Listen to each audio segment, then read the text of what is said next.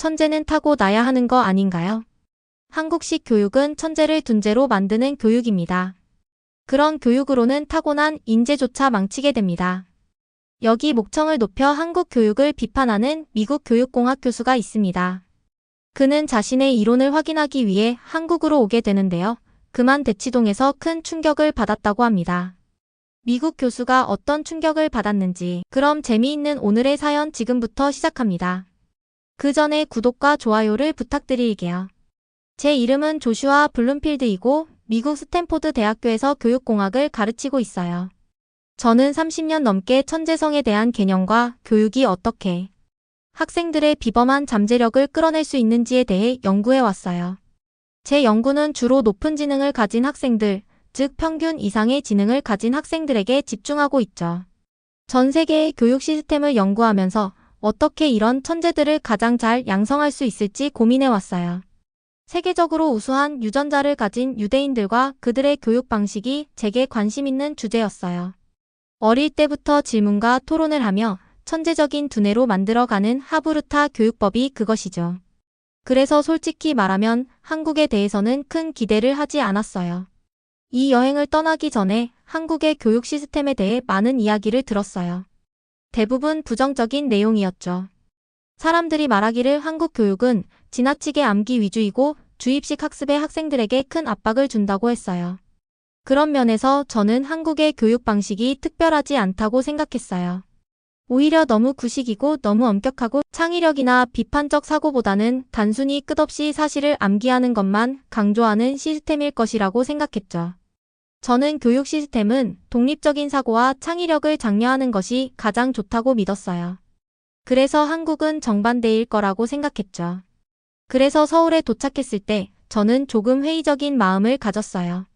물론 배우러 왔지만 한국의 교육이 얼마나 경직되고 구식인지 확인할 것 같았거든요. 저는 창의성보다는 암기를, 호기심보다는 규율을 중시하는 교육 시스템을 목격할 준비가 되어 있었죠. 제가 처음 방문한 곳은 서울의 한 중학교였어요. 저는 조용히 교실 뒤에 앉아서 어떤 방식으로 배우고 있는지 지켜보고 있었죠. 학생들은 대부분 청소년들이었고 수업에 집중하고 있었어요. 선생님은 복잡한 수학 문제를 칠판에 쓰고 계셨어요. 모든 것이 너무 평범하게 느껴졌어요. 지금까지는 제가 예상한 대로였죠. 그때 전혀 예상치 못한 일이 일어났어요. 한 학생, 조용한 소녀가 손을 들었어요. 수학 문제를 풀고 있었고 그녀가 말을 할 때 저는 그녀의 머릿속에서 돌아가는 생각을 볼 수 있었어요. 그녀는 교과서에서 가르친 방식으로 문제를 풀고 있는 것이 아니었어요. 자신만의 방법으로 문제를 풀고 있었죠. 그 방법은 원래 식보다 매우 효율적이었어요.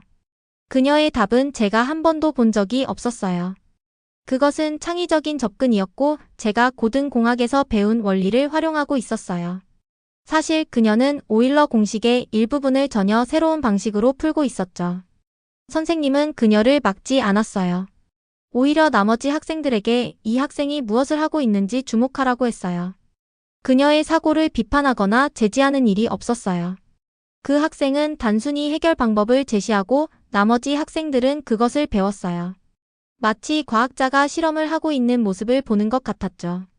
저는 그 장면을 보면서 제 회의적인 마음이 서서히 사라지는 것을 느꼈어요. 제가 예상했던 것과는 전혀 달랐어요. 저는 한국의 교육이 경직되고 암기 위주일 거라고 생각했는데 여기에는 놀라운 창의성이 존재하고 있었어요. 무엇보다 그녀는 자신의 행동을 특별하게 여기지 않았어요. 마치 가장 자연스러운 일처럼 일을 하고 있는 것처럼 말이죠. 그 순간 저는 중요한 사실을 깨달았어요. 한국 교육 시스템은 단순히 사실을 배우는 것만이 아니라 목적을 가지고 배우는 것이었어요. 학생들은 단지 시험을 위해 암기하는 것이 아니라 배운 것을 창의적으로 적용해야 했어요. 저는 그 학생들에서 조용한 자신감을 느꼈어요. 그들은 배워야 해서 배우는 것이 아니라 배워야 할 책임이 있다고 생각하며 배우고 있었어요. 그들의 교육은 좋은 성적을 얻는 것, 시험을 통과하는 것이 아니라 자신과 사회를 위한 책임을 다하는 것이었어요. 저는 그 장면을 보고 믿을 수가 없었어요. 수년간의 연구로도 한국처럼 체계적이고 균형 잡힌 교육 시스템이 있을 줄은 몰랐어요. 그것은 단순히 학생들에게 사실을 암기시키는 것이 아니라 그들이 세상에 기여할 수 있도록 만드는 시스템이었어요. 한국 교육 시스템은 제가 예상했던 것보다 훨씬 더 깊이 있고 창의성과 책임을 결합하는 방식을 보여주었어요. 그때부터 제 생각은 조금씩 변하기 시작했어요. 창의성은 있거나 없거나 하는 것이 아니었어요. 그것은 교육 시스템 안에서 어떻게 잘 발휘되도록 만들어줄 수 있느냐의 문제였어요. 저는 이제 한국의 교육에서 그 답을 찾을 수 있을 것 같다는 생각이 들었죠. 이건 시작에 불과했어요. 한국 교육의 여정을 계속하면서 저는 더 많은 것을 배우게 될 거였어요.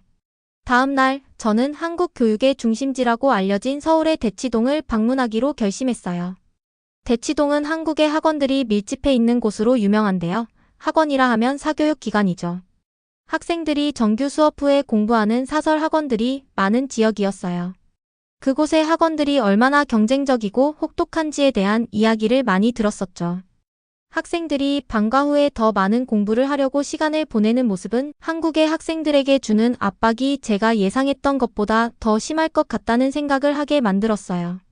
하지만 그만큼 궁금하기도 했죠. 대치동에 도착하자마자 저는 그곳의 에너지에 압도되었어요. 길 양옆에는 높은 빌딩들이 줄지어 서 있었고 각 건물마다 여러 개의 학원이 있었죠. 학생들 대부분은 교복을 입고 있었고 책을 들고 빠르게 길을 걷고 있었어요. 학원에 들어갔다 나오며 마치 미션을 수행하는 사람들처럼 보였죠. 그곳의 분위기는 아주 진지하고 집중된 느낌이었어요. 단순히 학교에 가는 것이 아니라 무언가 더 큰 목표를 준비하는 모습이었어요. 제가 방문한 학원에 들어가자 원장이 반갑게 맞아주며 학원을 소개해주겠다고 했어요. 교실들은 깔끔하고 정리정돈이 잘 되어 있었고 학생들은 각자 책상에 앉아 집중해서 공부하고 있었어요. 이곳에서 제 눈에 가장 띈 점은 교실의 크기나 학생 수보다는 모든 것이 매우 체계적으로 짜여져 있다는 점이었어요. 이것은 전통적인 학교 교실과는 다른 점이었죠. 여기는 단순히 학생들이 앉아서 공부하는 곳이 아니라 학습이 정확하고 측정 가능한 단계로 나누어져 있는 곳이었어요. 제가 지켜보던 중 선생님은 학생들의 개별 학습 스타일에 맞춘 특수한 자료들을 사용하고 있었어요.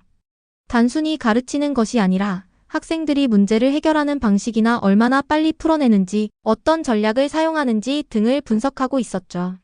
모든 것이 기록되고 추적되었으며 그 데이터를 바탕으로 다음 수업이 개선되는 방식으로 이루어졌어요. 이곳은 단순히 학생들에게 지식을 전달하는 곳이 아니었어요. 결과를 만들어내기 위한 교육이었죠. 제가 놀랐던 점은 그 효율성에 있었어요. 여기는 단순히 모든 사실을 암기하는 곳이 아니었어요. 문제를 해결하고 기술을 향상시키며 개념을 정확하게 마스터하는 데 집중하고 있었죠. 저는 항상 학생들이 자유롭게 사고하고 탐구할 수 있어야 한다고 믿었는데 여기서는 효율성 자체가 중요한 키였어요. 그중 한 학생이 제 눈에 띄었어요. 그는 교실 앞에 앉아 수학 문제를 풀고 있었는데 조금 힘들어하는 것 같았어요. 그런데 그는 전혀 초조해하지 않았어요. 대신 문제를 여러 각도에서 분석하고 머릿속으로 한 단계씩 풀어가고 있었어요. 선생님은 그를 지켜보며 필요한 경우에만 미세하게 힌트를 주고 있었죠. 학생이 문제를 풀어낸 후에는 그 어떤 칭찬도 없이 조용히 고개를 끄덕였어요. 그 학생이 무엇을 해냈다고 해서 세상에 큰 대단한 일이 일어난 것처럼 떠들썩하지 않았어요. 그저 자기 방식대로 문제를 해결해낸 것이었죠. 그 학생들은 독립적인 사고를 배우고 있었고 문제를 해결하는 능력을 키우고 있었어요. 시간이 조금 흐른 뒤 저는 원장님과 이야기를 나누었어요. 저는 학생들에게 맞춤형 수업을 어떻게 제공하는지 물어봤죠. 원장님은 모든 것을 기록한다고 하셨어요. 학생의 시험 점수부터 실수 개선 사항까지 모두 추적한다고 하더군요. 그런 데이터를 바탕으로 각 학생에게 필요한 특정 과제를 제공하여 약점을 보완하고 강점을 더욱 강화한다고 했어요. 저는 이렇게 개인 맞춤형 학습이 제 연구에서 제대로 반영되지 않았다는 점을 깨달았어요. 모든 학생에게 동일한 수업을 가르치는 것이 아니라 각 학생의 필요에 맞는 고유한 학습 계획을 세우고 있다는 사실이 굉장히 인상 깊었죠. 여기서 저는 중요한 사실을 깨달았어요. 한국의 교육 시스템은 단지 학생들을 가르치는 것이 아니라 학생들을 전문가, 창조자, 비판적 사고를 할 수 있는 사람으로 만들어가는 시스템이었어요. 이 시스템은 학생들의 지식뿐만 아니라 문제 해결 능력까지 키우기 위해 설계되어 있었죠. 각 수업, 시험, 튜터링 세션은 학생들이 현실에서 직면할 도전 과제를 해결할 수 있도록 만들어졌어요. 이 시스템은 학생을 평범한 학생에서 비범한 학생으로 만들어가는 체계였어요. 더 깊이 이 시스템을 들여다볼수록 저는 이것이 단순히 학문적 성공을 추구하는 것이 아니라 학생들이 미래에 성공할 수 있도록 만들어진 시스템이라는 걸 깨달았어요. 이 시스템은 창의성을 억제하는 것이 아니라 구조를 통해 학생들이 그들의 잠재력을 발휘할 수 있도록 돕는 방식이었죠. 한국 교육 시스템은 제가 처음 생각했던 것보다 훨씬 더 복잡하고 사고가 깊고 체계적이었다는 걸 알게 됐어요. 이 순간 저는 한국 교육에서 배울 점이 많다는 걸 느꼈어요. 저는 그동안 어떻게 천재성을 키울 수 있을지에 대해 많은 연구를 해왔지만 여기서는 그보다 더 중요한 것을 배운 것 같아요. 한국의 교육 시스템은 단순히 학생들에게 좋은 성적을 받게 하는 것 이상의 의미가 있었어요. 이 시스템은 학생들이 비판적 사고를 하고 문제를 해결할 수 있는 능력을 키우고 있었죠. 그날 저는 서울의 복잡한 학원가와 학생들이 배우는 방식을 더 깊이 이해하고 싶어졌어요. 한국의 교육 시스템이 정말 다른 방식으로 학생들을 양성하고 있다는 것을 느낄 수 있었죠. 특히 대치동에 있는 학원들이 어떻게 운영되는지 알아보고 싶었어요. 그곳에서 느껴지는 긴장감은 학생들이 단순히 공부하는 것이 아니라 그들이 겪고 있는 압박과 경쟁을 실감하게 했어요. 이곳의 분위기는 목적이 뚜렷하고 학생들은 그저 성적을 넘어서 더 큰 목표를 향해 나아가고 있는 것 같았죠. 그날 저는 첫 번째 학원에 들어갔습니다. 원장님은 저를 반갑게 맞아주셨고 학원의 구조와 교육 방식을 설명해 주었어요. 교실은 정리정돈이 잘 되어 있었고 학생들은 집중해서 문제를 풀고 있었습니다. 이곳에서 가장 인상 깊었던 점은 교실의 크기나 학생 수가 아니라 모든 것이 매우 체계적으로 설계되어 있다는 점이었어요. 학생들이 어떻게 공부하는지, 어떤 방식으로 문제를 해결하는지, 그리고 그들의 학습이 어떻게 최적화되는지에 대한 세밀한 계획이 엿보였죠. 모든 것이 기록되고 분석되며 학생 개개인의 성과를 관리하는 방식이 정말 효율적이었어요. 선생님들은 단순히 내용을 전달하는 것에 그치지 않았어요. 학생들이 문제를 풀 때마다 그들의 문제 해결 방식을 면밀히 분석하고 기록했어요. 그 데이터를 바탕으로 수업을 계속해서 개선해 나갔죠. 이 학원에서의 교육은 단순히 지식을 전달하는 것만이 아니라 결과를 만들어내는 과정에 집중하고 있었어요. 학생들의 실수나 개선 사항까지 기록되며 그 데이터를 통해 다음 수업이 개선되었어요. 그곳에서 저는 중요한 사실을 깨달았어요. 한국의 교육 시스템은 단순히 정보를 전달하는 것이 아니라 학생들이 창의적이고 효율적인 방법으로 문제를 해결할 수 있는 능력을 키우는데 중점을 두고 있었습니다. 효율성, 문제 해결, 기술 향상에 중점을 두며 학생들이 실생활에서 마주할 문제들을 해결할 수 있도록 준비시키고 있었죠. 그와 동시에 학생들이 비판적 사고를 키울 수 있는 환경을 만들어주는 점도 인상적이었어요. 그날 수업을 마친 후 저는 학원의 원장님과 이야기를 나누었어요. 원장님은 학생들에게 맞춤형 수업을 제공하는 방법에 대해 설명해 주셨죠. 저는 이 맞춤형 학습 계획에 매우 인상 깊었고 이는 제 연구에서 중요했던 개별화된 학습이라는 개념과 맞닿아 있다는 것을 깨달았어요. 하지만 그 시스템 밖에서는 또 다른 이야기가 펼쳐지고 있었습니다. 다음 날 저는 서울역 근처의 한 카페에 앉아 있었어요. 그때 교복을 입은 한 소년이 제 눈에 띄었어요. 그 소년은 노트북을 꺼내고 열심히 무언가를 하고 있었죠. 호기심이 생겨 그에게 다가가 물었어요. 학생, 여기서 뭐 하고 있나요? 소년은 잠시 머뭇거리다 대답했어요. 코딩 공부하고 있어요. 그의 화면에는 고등수학 공식과 복잡한 파이썬 코드가 얽혀 있었어요. 그가 하고 있는 일은 고등학생 수준을 넘어서 대학에서 배우는 알고리즘에 가까운 것이었죠. 저는 놀라움을 감추지 못하고 물었어요. 이걸 자주 하나요? 학교에서 가르쳐 주나요? 소년은 잠시 고민하다 대답했어요. 아니요, 인터넷으로 독학 중이에요. 그의 알고리즘은 데이터 분석과 머신러닝을 기반으로 한 복잡한 코드였어요. 그의 수준은 정말로 뛰어난데 그는 왜 이런 공부를 하고 있는지 이야기했어요. 저희 집 형편이 어려워서 좋은 대학에 가야 해요. 그의 말은 제 마음을 묵직하게 했어요. 그는 생존을 위해 학습하고 있었고 그가 선택한 길은 실패가 허락되지 않는 치열한 경로였죠. 그 학생은 강승호라는 이름의 학생이었고 그가 독학으로 공부하고 있는 알고리즘은 정말로 뛰어난 수준이었어요. 저는 이 소년을 보면서 한국 교육 시스템의 또 다른 이면을 느낄 수 있었어요. 그곳에서만 볼 수 있는 비밀스러운 열정과 필사적인 도전이었죠. 저는 이제 한국의 교육 시스템이 단지 학문적 성공을 추구하는 것이 아니라 학생들이 실생활에서 마주할 문제들을 해결할 수 있도록 준비시키는 시스템이라는 것을 깨달았어요. 이 교육 시스템은 창의력과 효율성을 동시에 키우고 있었고 학생들이 미래에 필요한 능력을 갖추어 국가 미래 자원으로 성장할 수 있도록 교육받고 있었어요. 저는 대치동에서 이런 교육 시스템을 보고 큰 충격을 받았습니다. 왜 우리 미국은 이렇게 하지 못했을까요? 왜 창의성과 효율성을 결합할 생각조차 못했던 것인지 제 연구의 한계가 느껴지는 경험이었습니다. 어느 날 오후 저는 여러 학교와 학원을 방문한 후 한국 교육 정책을 담당하는 정부 관계자들과 만날 기회가 있었어요. 그동안 궁금했던 것들에 대한 답을 얻고 싶었죠. 왜 한국 교육 시스템이 이렇게 정밀하고 구조적이며 효율성에 초점을 맞추는지에 대해 더 알고 싶었어요. 정부 청사에 도착했을 때 저는 교육부 관계자들과 만났어요. 그들과 함께 큰 회의실에 앉아 이야기를 나누었죠. 그들이 말하는 내용에는 한국의 교육 시스템이 얼마나 체계적으로 설계되었는지 그리고 그 시스템이 어떻게 국가의 미래와 연결되는지에 대한 깊은 통찰이 담겨 있었어요. 그들의 이야기를 들으며 저는 한국의 교육이 단순히 학생 개개인의 성공을 위한 것이 아니라 나라의 미래를 위한 전략적 계획이라는 것을 깨달았어요. 첫 번째 관계자분은 한국 교육 시스템에 대해 이렇게 설명했어요. 한국 교육은 단지 학문적인 성공을 추구하는 것이 아니라 국가의 경쟁력을 유지하는 데 필요한 핵심 요소로 보고 있다는 거였죠. 그들은 교육을 국가의 미래를 위한 투자로 보고 있었어요.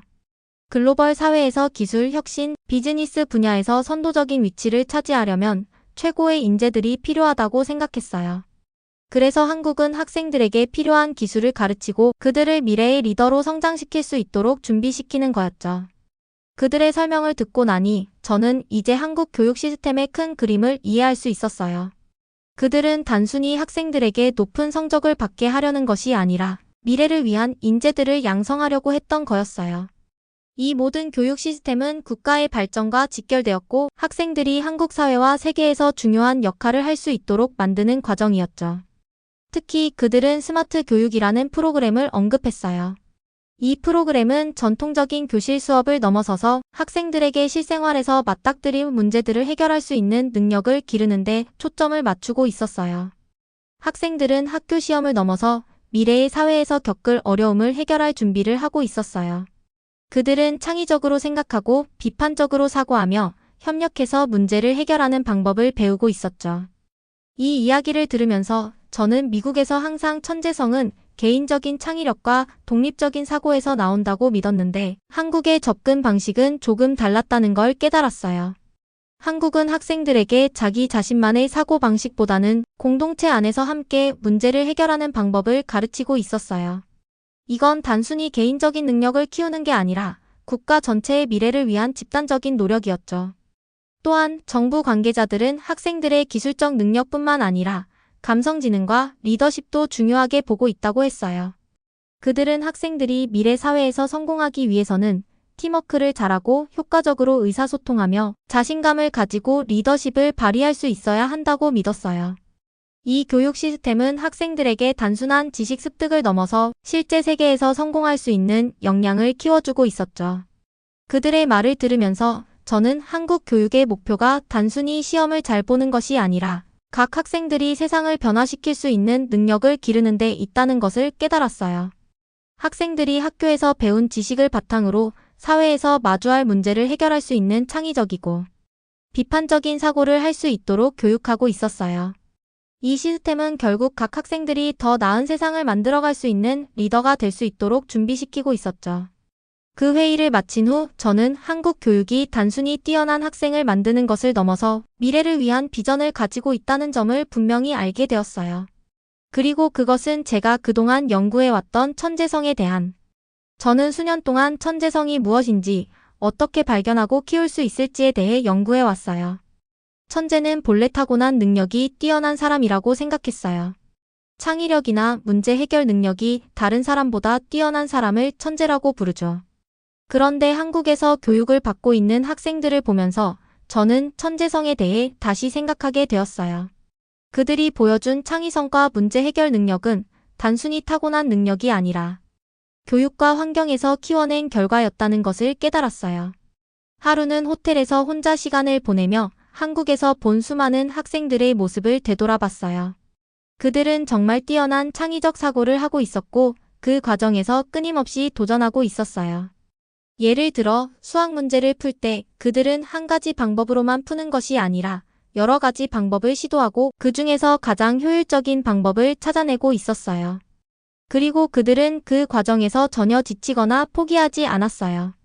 어려운 문제를 풀 때에도 그들은 차분하게 문제를 분석하고 해결책을 찾아냈어요. 그들의 모습에서 저는 천재성의 새로운 면을 보게 되었죠. 하지만 이제는 그것이 아니라 누구나 교육과 환경을 통해 천재적인 사고를 할 수 있다는 것을 알게 되었어요. 이제 저는 천재성이란 단지 타고난 능력이 아니라 교육을 통해 개발될 수 있는 능력이라는 새로운 시각을 가지게 되었어요.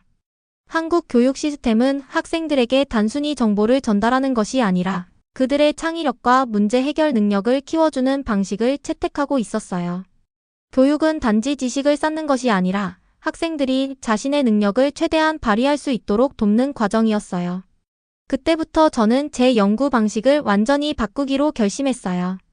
저는 이제 천재성이 단지 몇몇 특별한 사람들에게만 주어지는 능력이 아니라 모든 학생이 충분히 개발할 수 있는 잠재력이라는 것을 알게 되었으니까요. 저는 한국에서 경험한 교육 방식을 제 연구에 반영하고 이를 통해 세계 여러 나라의 교육 시스템을 더 발전시킬 수 있는 방법을 고민하고 싶었죠.